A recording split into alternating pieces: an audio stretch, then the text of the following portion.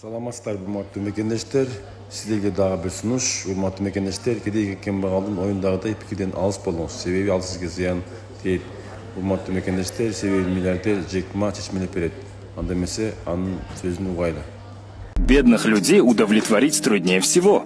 Дайте им что-то бесплатно, они решат, что это ловушка.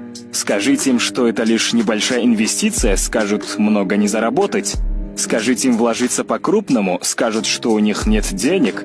Скажите им попробовать новые темы, скажут, нет опыта. Скажите им, что это традиционный бизнес, скажут, что это тяжело. Скажите им открыть магазин, скажут, нет свободы.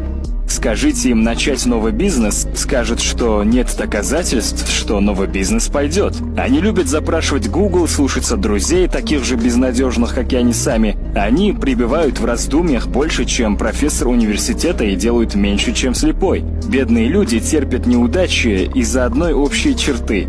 Вся их жизнь проходит в ожидании.